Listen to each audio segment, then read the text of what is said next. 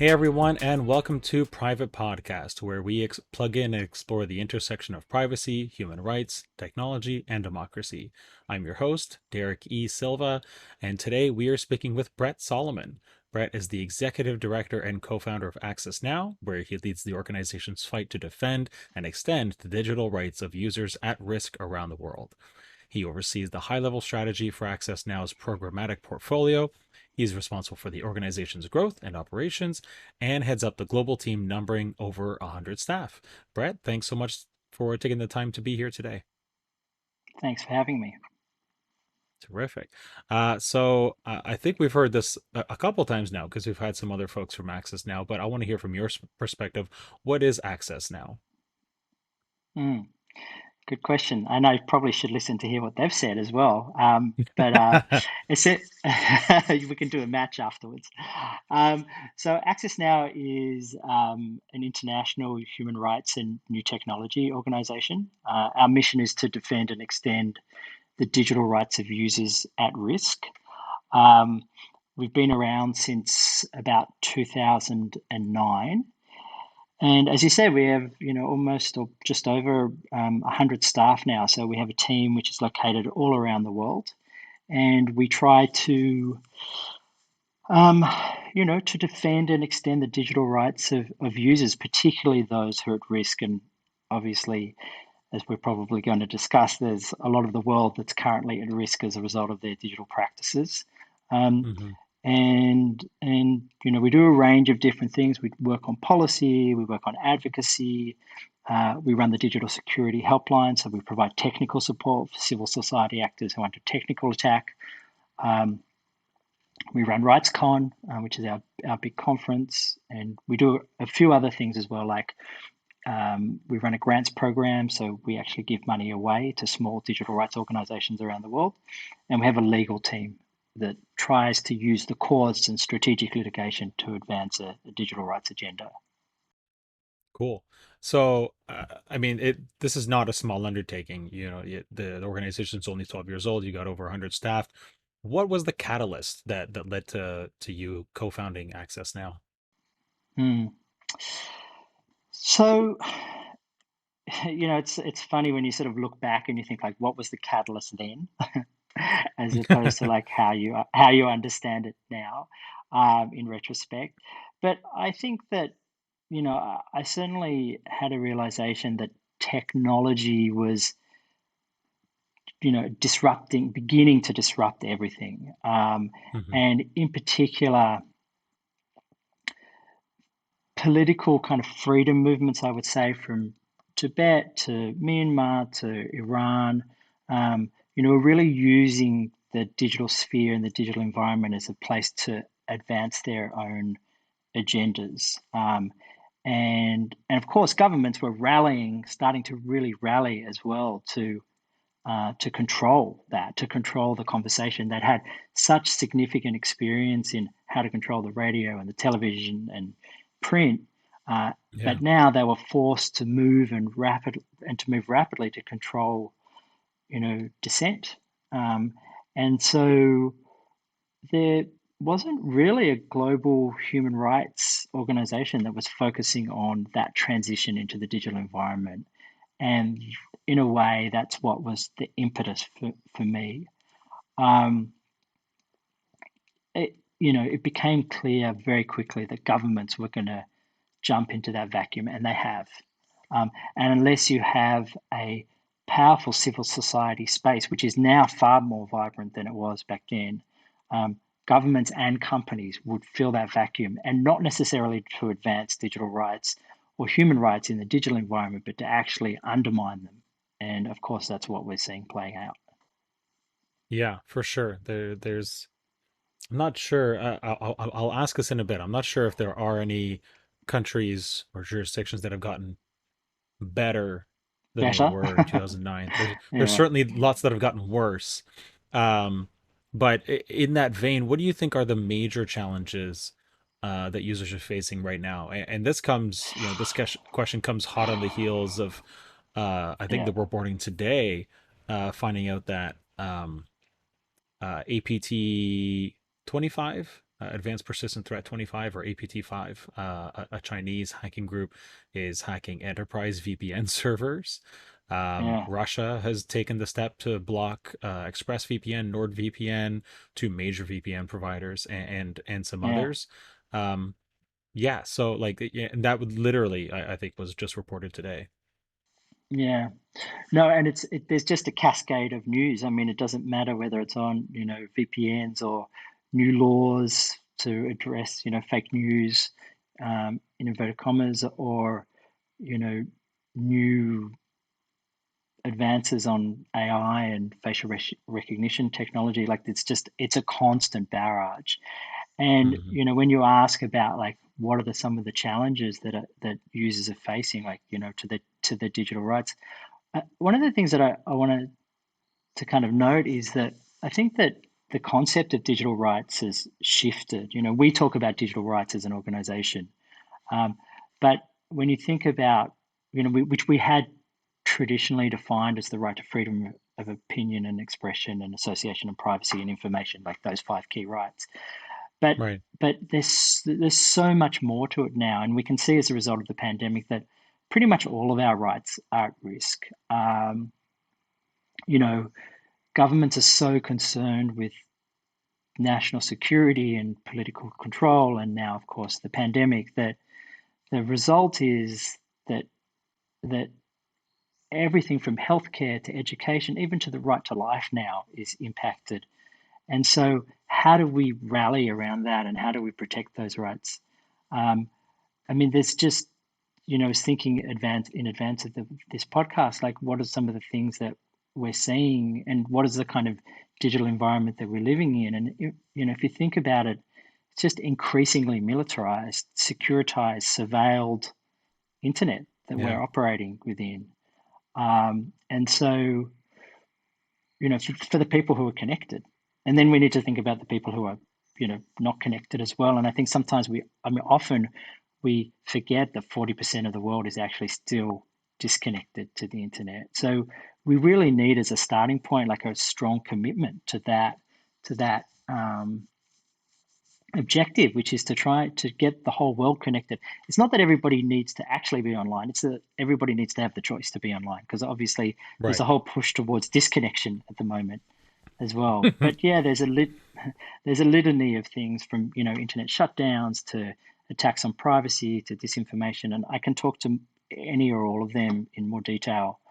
One thing that we're in particular tracking is internet shutdowns, and you can see from the numbers, 120, 155 shutdowns in 29 countries last year. I mean, it's just crazy the amount of intentional disruptions to the network that are directly impacting populations. So I'd highlight certainly that as one of the key things that we need to keep a very close eye on. Yeah, and I think a lot of those have happened in some of the places that need the most. The Kashmir region of India, um, or Pakistan, I think, is on the other side of that. Well, contested, yeah, Con- yeah, yeah, contested that space. In fact, as you contested say, piece of land. yeah, I mean, Jammu and Kashmir is like one of the most blocked um, regions of the world. And there's a reason why that is because the Indian government is actually the number one offender on internet shutdowns.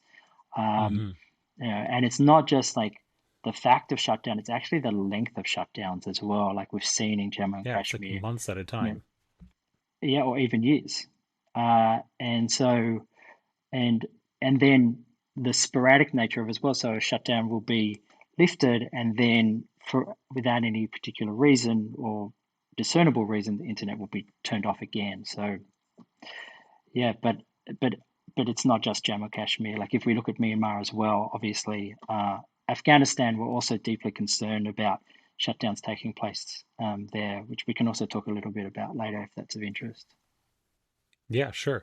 Um, well, let's touch on it now. Like that's, we've just seen Canadian, American, troops and and many other countries pull out, and a scramble to get as many people who have been friendly to the U.S. led coalition that's been occupying Afghanistan for about 2 decades now. A mad rush to get as many of them out as possible. And I've heard some of the statements from the Taliban about how, um, on the one hand, putting on a really friendly face, on the other hand, telling women and children not to go outside their houses because their men are not trained to restrain themselves, which I think is an Hmm. incredibly odd, as a Westerner, as a Canadian, a very odd thing to say.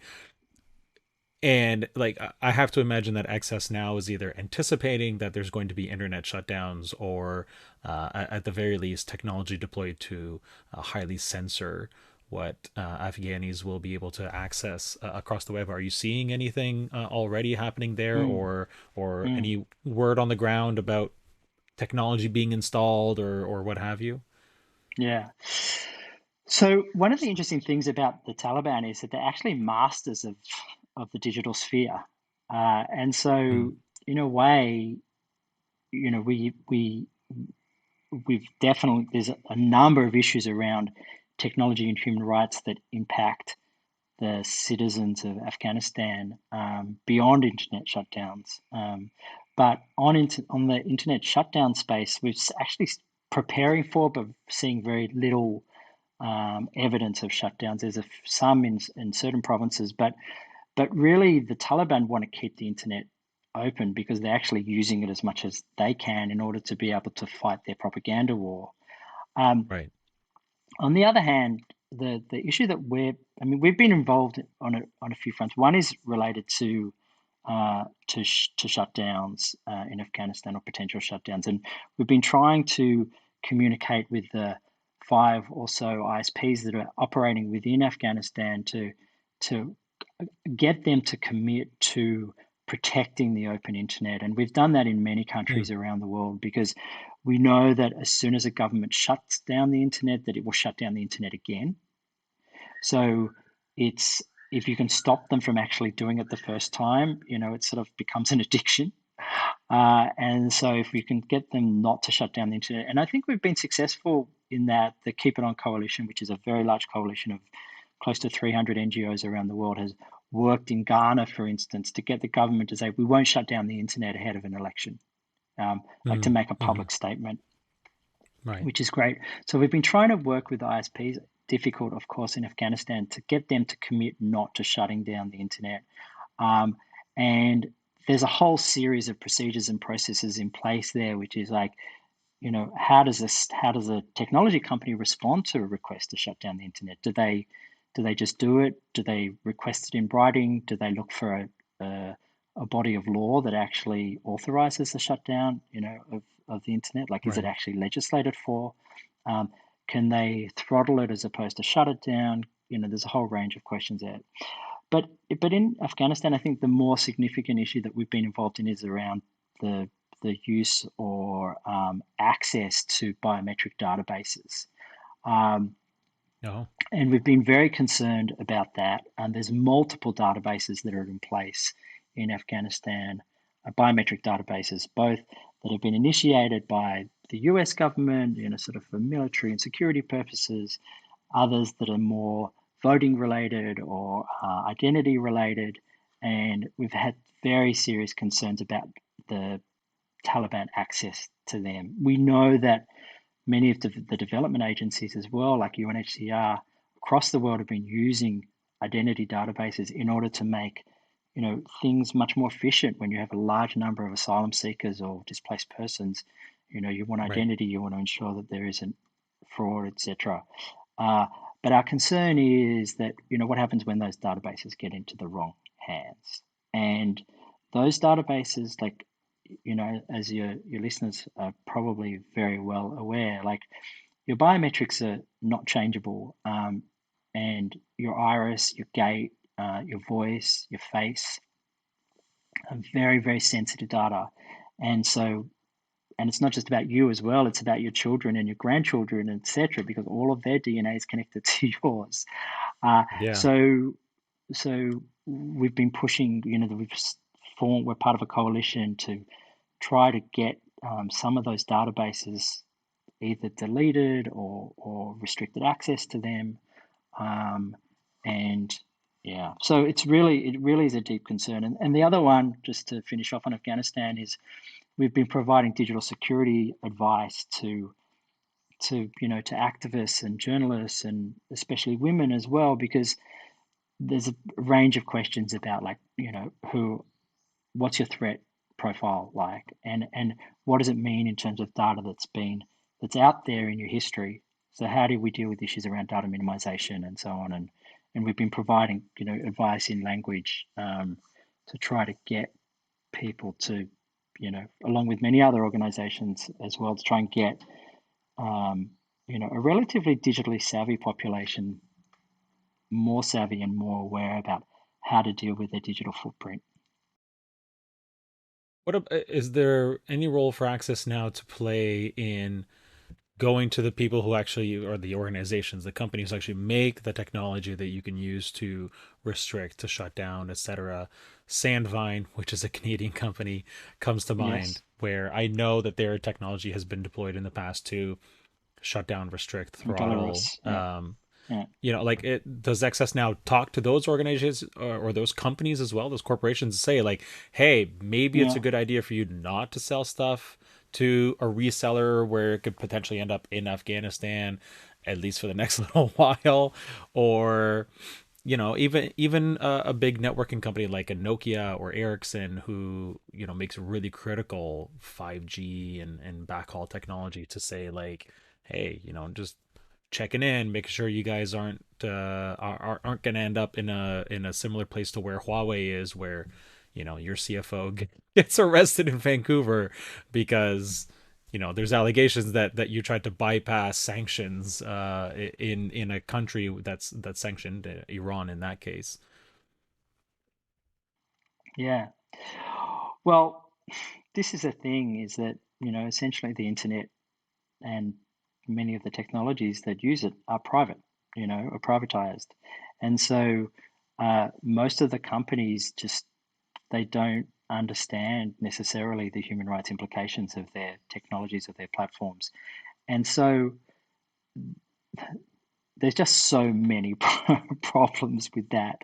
Um, all the way from, like, the investor level to, like, who's putting money into these companies, uh, to the policies that have been adopted by management, to the escalation processes within companies, um, to the human rights due diligence that's engaged in or not, to the training of staff, um, to the operating licenses that are signed and often opaque, like we don't get to see. So Mm-hmm. an example of that, like, which we're dealing with right now, is Telenor in Myanmar. Telenor is a Norwegian telecom, so it's like, AT&T or Bell or whatever.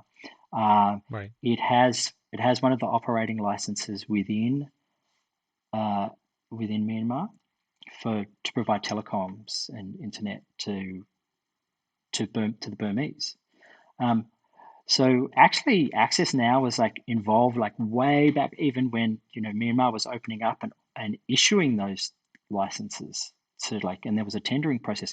We actually advised or provided you know commentary on what should be the terms of reference for the selection of the companies. So we were, Mm, like, way cool. even back, in that early part of the process.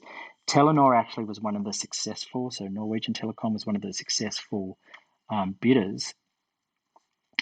Lo and behold, a coup in 2021. And so what happens to what's now 18 million records? The Norwegian Telenor has 18 million records of internet users, telecom users in the country. And so, and about 3 weeks ago, they announced that they were Telenor was selling its Myanmar operations, including those 18 million records, to M1. And M1 is a Lebanese telecom that we've also been advocating against over many years, who has operations in Syria. There's a very Mm, close relationship with the Assad regime there. So you have, a telecom that enters into a market with the best of intentions, does yeah. spends a lot of money with a lot of potential profit, new and emerging market, and then political crisis, and then they're trying to sell. So we have Yeah. been, when you ask, like, do we speak to companies all the time? And we've just had a call with the whole team within Telenor, and in fact, there will be a meeting with their CEO next week with the Telenor CEO, because we've been pushing with other civil society to say, listen, like, the sale is wrong, but the sale in particular to this company is particularly wrong. And Yeah. so, and Sandvine, similarly in the Canadian context with respect to Belarus, we've spoken to them on multiple occasions. The question is, how do you leverage? Like, how do you actually get them to? And sometimes the actors are just bad, and sometimes the act and there's nothing you can do, and sometimes the actors are persuadable. Like, if you look at, I think you mentioned. Did you mention Nokia? But if you think about, like, Vodafone in Egypt, like, they moved from being a really really poor actor to shutting down the internet, back in 2011, to being one of the best actors, actually, as a result of those conversations with us and others, including their Yeah. shareholders, Yeah. etc. Well, it's good to know that you can have an impact, or that you've had an impact, at some point, and are working pretty much at any level possible to help impact things for, I think, what we would all call, a greater public good, where, I guess maybe you can't stop Telenor from selling, but obviously who they sell Yes, to, we will. it We will is stop is a them. Uh, huge. yeah. Okay. Well, I mean, I interrupt you just because we had this discussion in the team, and I'm like, this sale will not go ahead. This sale shall not go ahead, and the reason why is because Telenor does have a human rights due diligence process, and the Mhm. board is making a decision based on that. And they're either being given poor advice from their team, or they're making poor decisions based on that advice. And I think that, um, um, they're. I mean, we even wrote to the king of King of Norway, because the Norwegian government itself is an owner of Telenor, and that's why I also talk about, like, the investors. Mm. I think that they will, their problems. What we've been saying to them is their problems will just start once if a sale goes through. Like, it's not going to be Right. the end. It's not going to be a disposal of asset. It is going to be the commencement of problems for them. So I really feel confident that sale will not go ahead.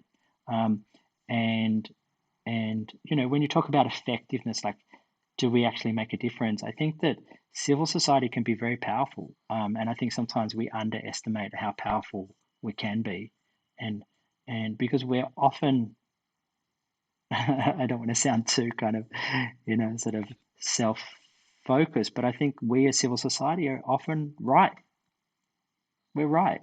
Yeah. That sale Sure. should not go ahead, and so we have right on our side, Fair enough. if not But money. what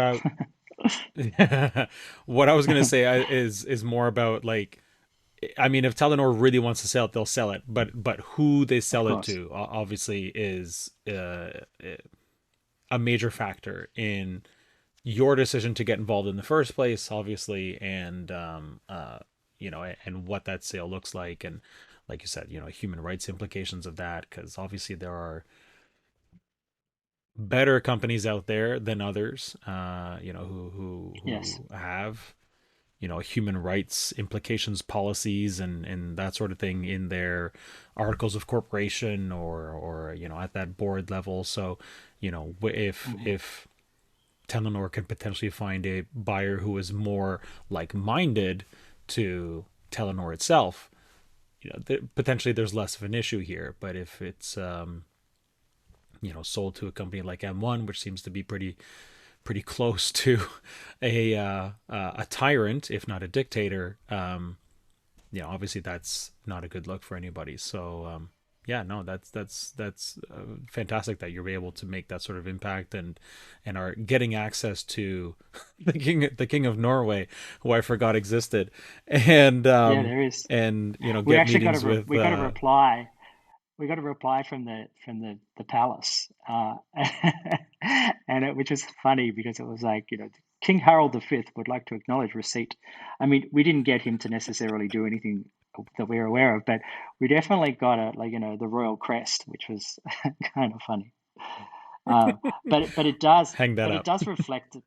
does reflect upon like the unknown when you talk about the private sector, like the unknown investors, in these Yeah. companies.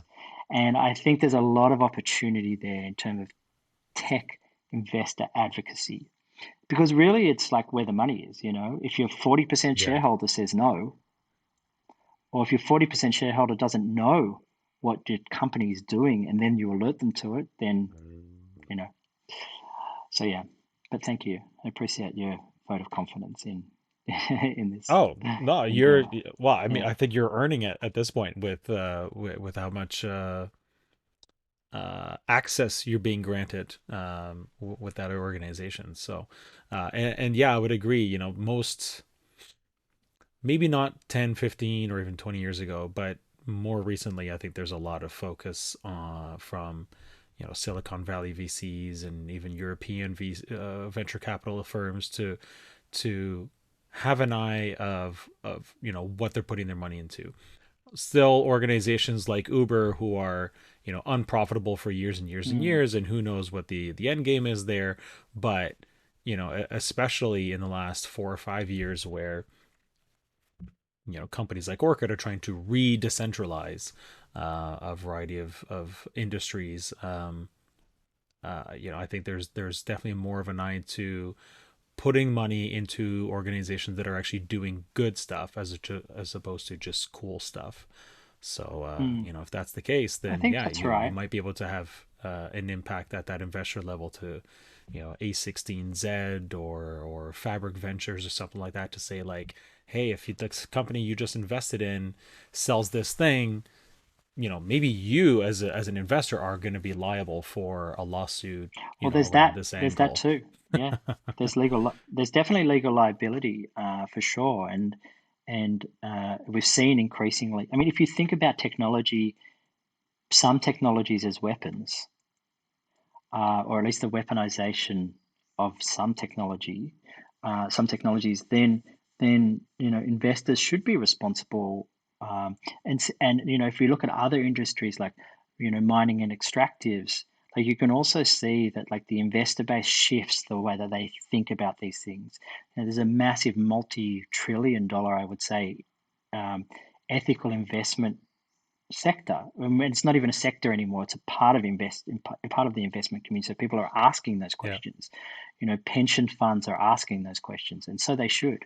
I think in the past they haven't, and when we look at issues around privacy, it's not just an issue related to a human right. It's also can just be good investment. People want privacy.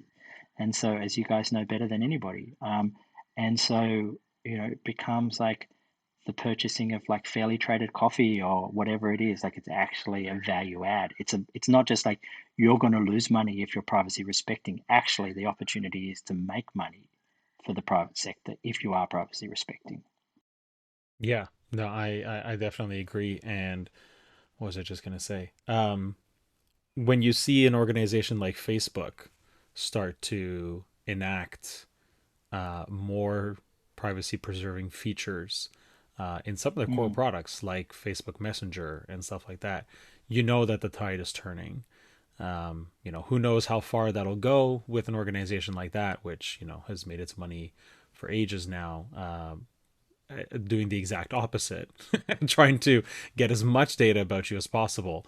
Um, yeah, but the way Mark Zuckerberg is talking, at least, they seem to be turning a corner and having an eye towards reacting to what the populace wants. And when they have a couple billion yeah, users, they don't really have a choice. So yeah. And you sort of, I think one of the things that you kind of touch on there is around encryption. Because encryption mm-hmm. is an absolutely essential element of um, some of the platforms marketing now. Where an end-to-end encrypted messaging service like come use Yeah. us, WhatsApp, or come use our Signal, and so we've been arguing on the encryption front that encryption is not an undermining of security. It's actually the pathway to security. It's the foundation for trust online. And Yeah. when companies are trying to, well, governments largely more so than companies, governments are trying to say like we need to break encryption as a means to protect society. Well, we actually think it's the opposite is true, that we can't break encryption in a way that gives security. You know, breaking encryption creates insecurity because you can't Yeah. actually enable certain just trusted or individual actors to have access to the content that you want. And so it's great for the user base to be pushing the companies, and it's great for the companies to be responding in a sort of technology first approach to this, which is like, let's not just have a good policy on privacy, let's actually have a mathematical equation that protects privacy.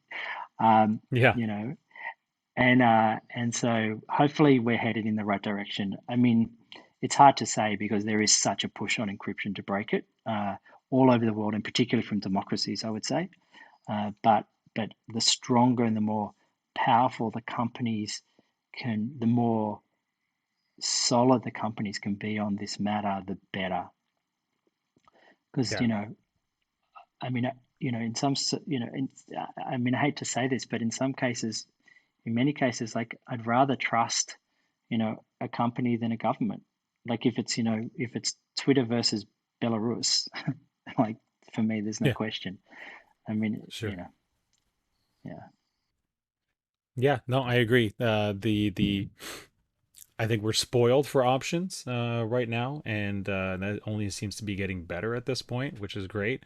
Whether you can get to the app, or get to the service, depending on where you live, might be questionable. Even for a democracy like France, it's to submit to get an app into the Google Play Store or the Mm, iOS App Store that contains encryption, you have to jump through extra legal hoops and file paperwork with the government to basically get permission to submit the app to check a box mm, in your App Store account or your Play Store account in order to make that app mm, available in France, um, as one example. But if you jump through those hoops, hopefully it's worth it because this whole country of like what, 50 or 60 million people get obviously access to this extra bit of technology that you've built. Um, and then of course, Facebook has the technology available because they bought WhatsApp for an egregious amount of money. So they have the expertise already in house to bring that same level of security over to their core products. Things like Facebook Messenger and even Facebook groups if they really really wanted to, I imagine. But yeah, it's an interesting time. And then of course, newer products like Status and Mixin Messenger, which is built by a Chinese team but uses the Signal protocol as well, mm. and new payment solutions that are private, Yeah, encrypted, secure, practically untraceable for all intents and purposes. The yeah. ability to go dark, as I think the CIA put it a few years ago, is easier, but at the same time, they also have more tools to try and expose, what you're doing in those dark corners that they dislike so much. Even Mm. if it's But just normal stuff, like it's just a matter of like it's my business. You really don't need to see it. I know I'm not doing anything wrong. I just, it's not that I'm shielding stuff just from the government. I'm just shielding stuff, period, from anybody who could be trying to access my banking history or my Ethereum transactions or what have you. mm. But you can also see, like, I'm not sure if you're tracking what's going on with Apple and the proposed update to the operating system On on, my iPhone. yeah, exactly. Yeah, on your iPhone. Yes. Um, yeah, I mean, this is Well, like not a my iPhone because classic. I'm Canadian. That was at least to start a purely American thing. But yeah, please go ahead and continue.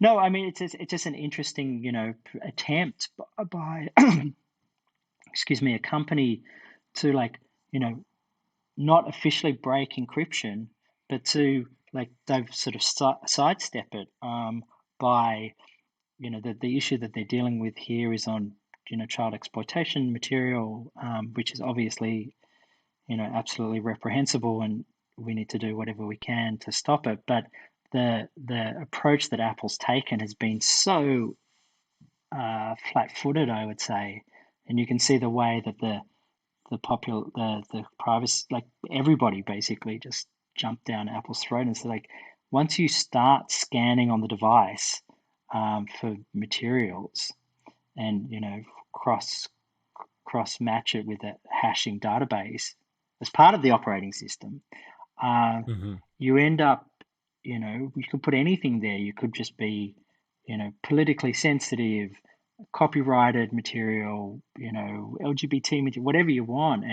And we've been advocating another example of, like, pushing the companies in a direction or pushing them back is to say, like, don't proceed with this, because not only will you not be able to keep the genie in the bottle within the US context, which is where they first started, but there will Yeah. be mission creep beyond, these reprehensible images to, you name it. And you're going to have governments all around the world who are saying, we want this in our country and we want it to focus on, Yeah.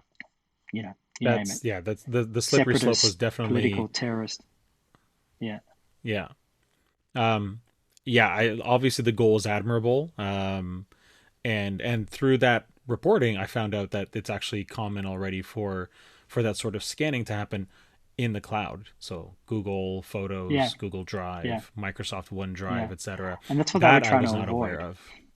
Yeah. Yeah, I guess so. Well, Yeah, whereas realistically, if you just do it on iCloud, you know, a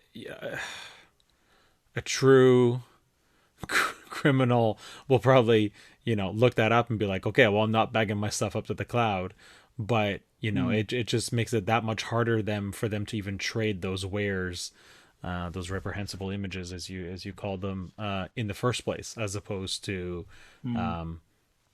keeping a backup of them in what is otherwise, fairly, I think, a fairly secure place for them to put it, all else being equal. But not the type of content, obviously, Apple, Google, Microsoft, Amazon, etc. want to host in the first place. And Mm.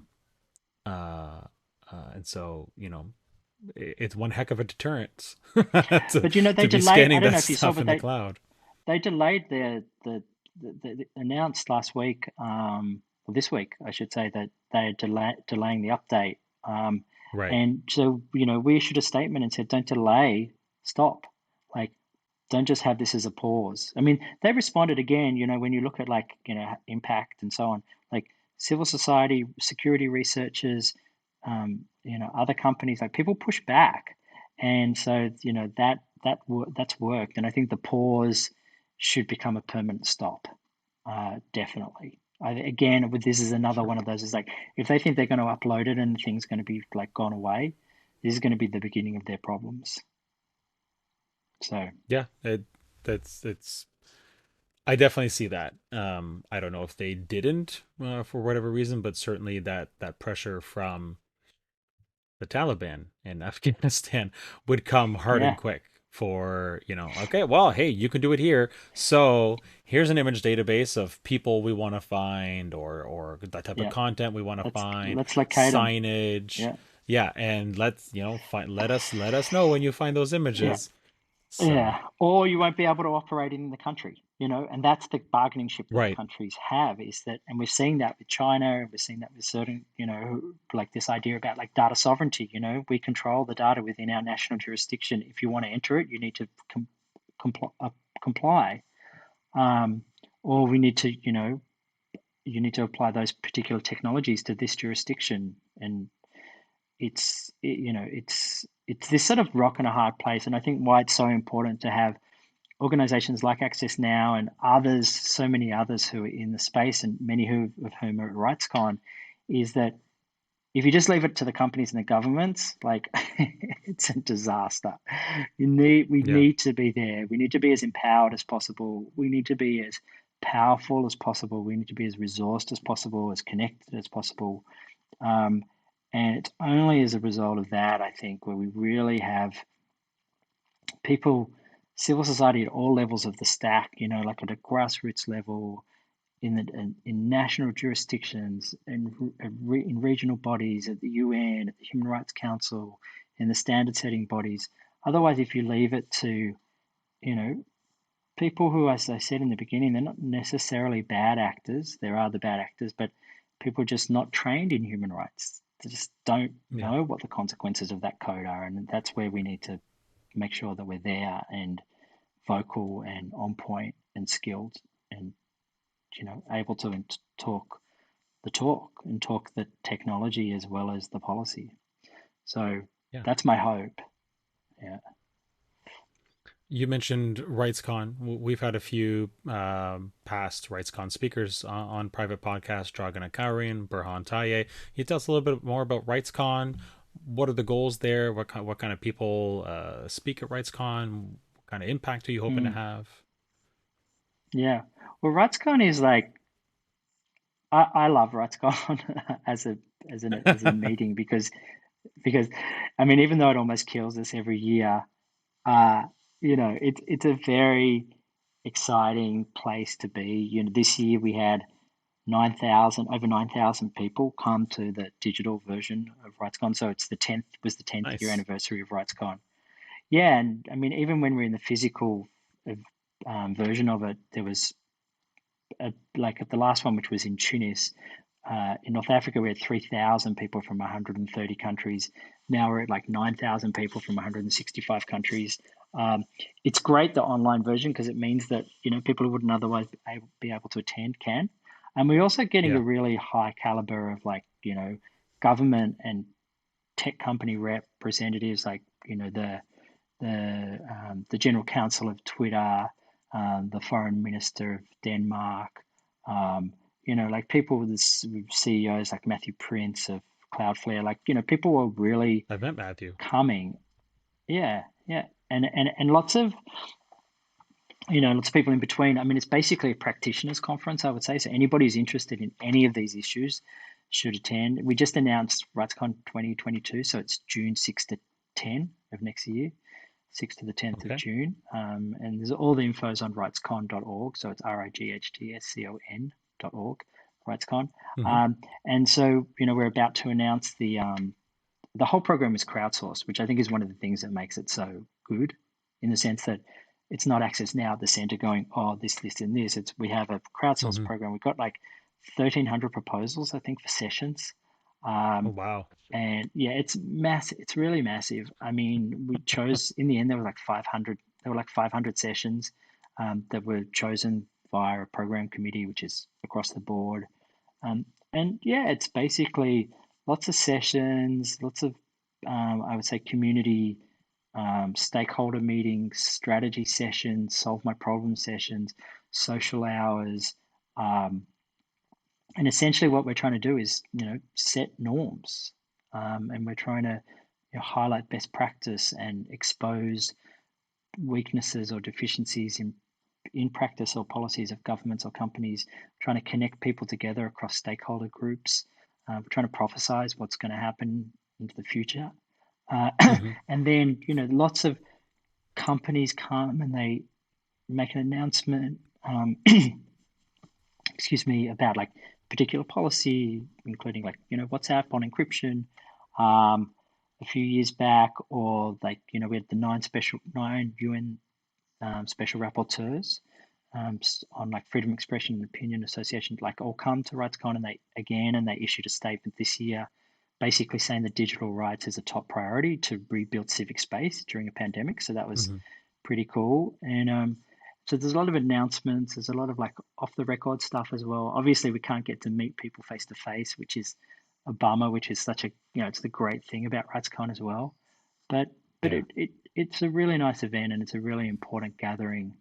And and it should advance people's work. Like that's what we want. We want people to come away from RightsCon with their work and their vision and their strategy having been advanced, or at least creating the stakeholder group or the strategy group or the new information or how to get that new information to advance their work kind of enhanced. And when we did our surveying post RightsCon, basically, 80% of people said that Rightscon advances their work, and that's the real test for me. That's a good NPS score. 80 plus percent. To look at it at a very from a very shrewd marketing angle. But no, that's impressive. I think I don't recall if I mentioned it before we started recording or after, but I did tune into a few Rightscon 2021 sessions. I was about to have I had already had Dragonar on the show, so I wanted to see how that panel went. I was Mhm, just about to have Burhan Taye on the show, so I wanted to see what her interview with the chief legal counsel for Twitter and how that would go, and that was a really interesting talk. So, mhm. That um, was a good yeah, one, yeah. I think it's so for people who are interested in really focused, not some generalist like myself asking people like you questions, but really focused conversations and panels on these sorts of things. Yeah, I think there's plenty of great content there, and maybe too much to watch. 500 sessions is an immense It's a amount lot. of content, but yeah, I think some of them are fairly short, like 20 or 30 minutes long. So you could, Yeah, if you're yeah. working away in the kitchen, you could probably watch or listen to a few while you're doing the dishes or something. But I think I've done that. yeah, no, Yeah. it's well, yeah, if you're organizing it, I'm sure you can't attend them all.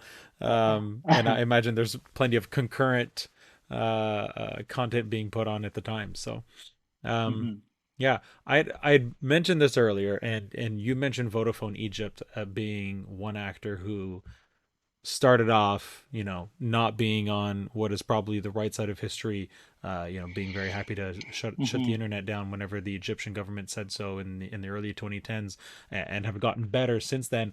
Are there any other companies or even governments, countries that have gotten better over the last decade or so in terms of not abusing that Mm, privilege that they have, or yeah. or introducing legislation to actually force them to be better stewards of digital rights and that sort of thing over the last little while.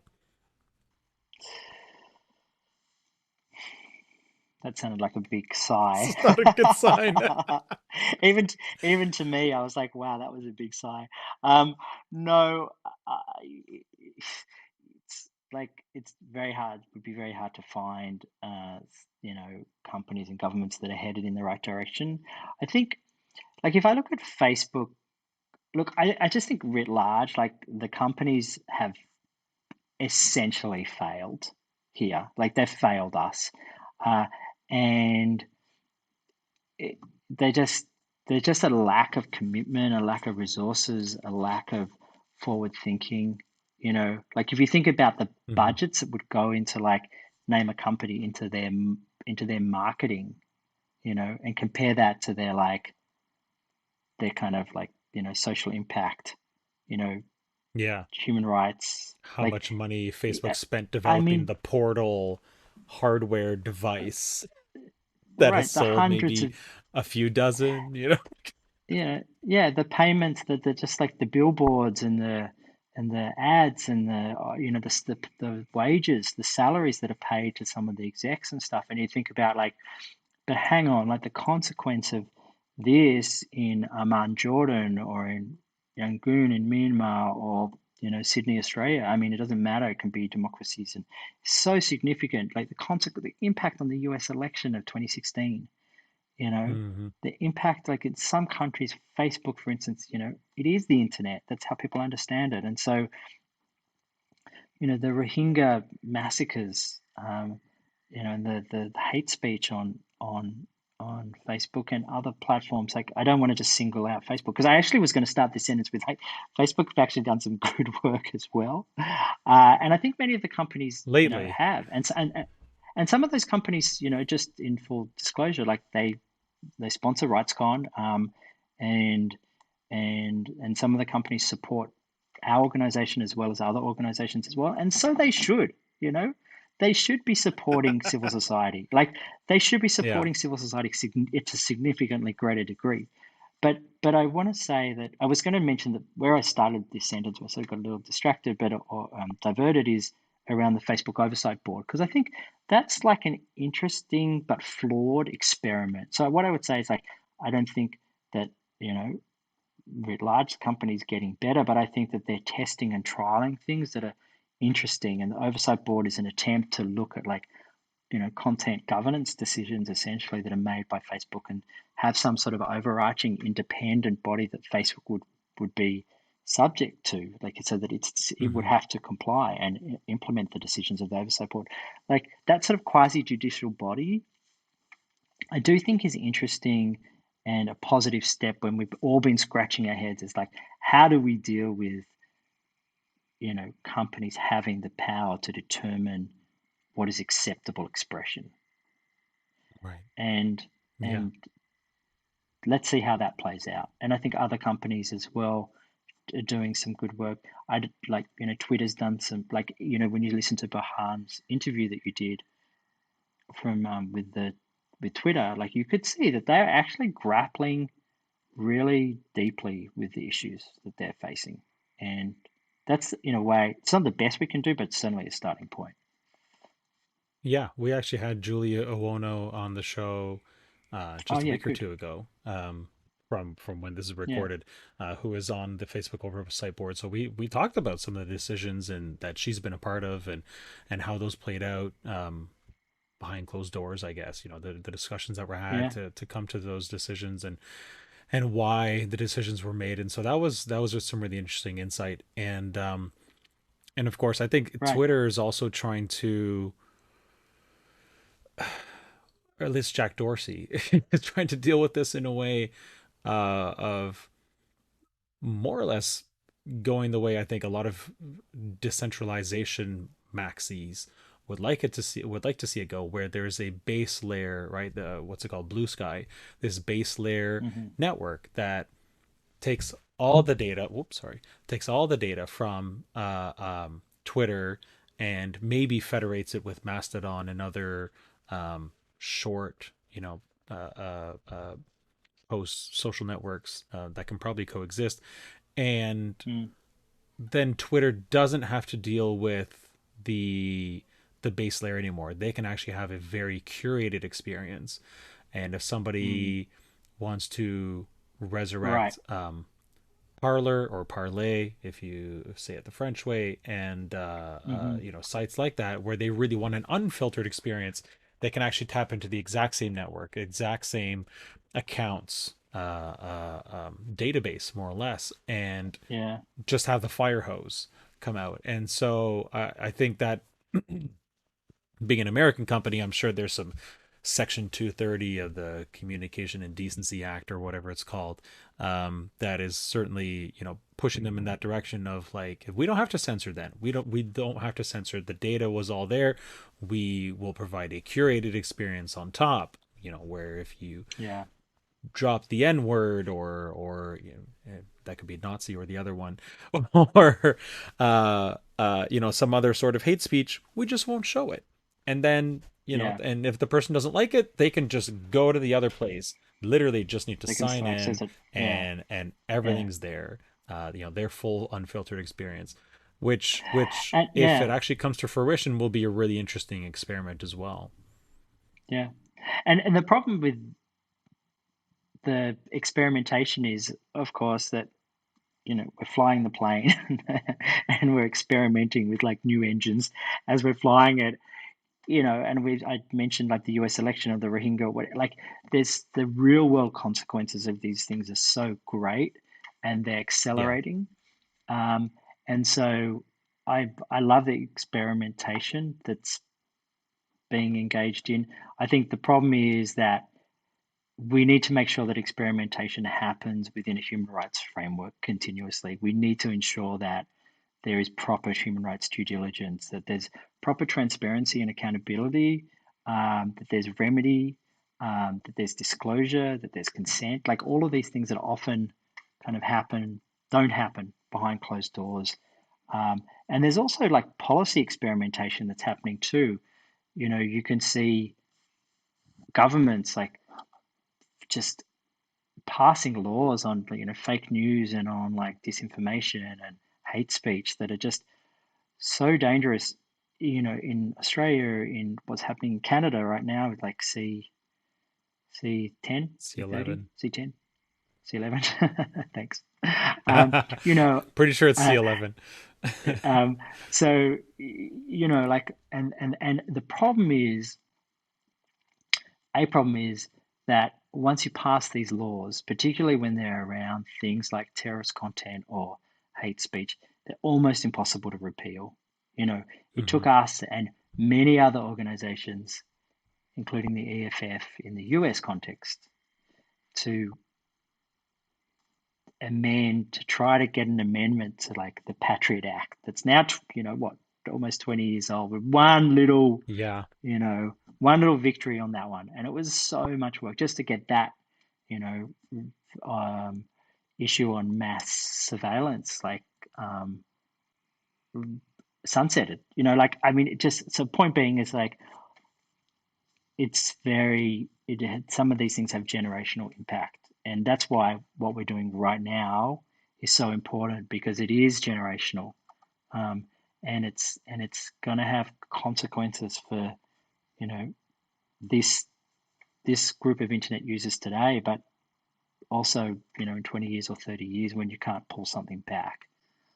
So Yeah. it's a real, I would say it's a very challenging time. It's kind of an exciting time as well, but um, the more kind of, um, I would say, conservative experimentation, and I don't want to say that actually, just experimentation is good.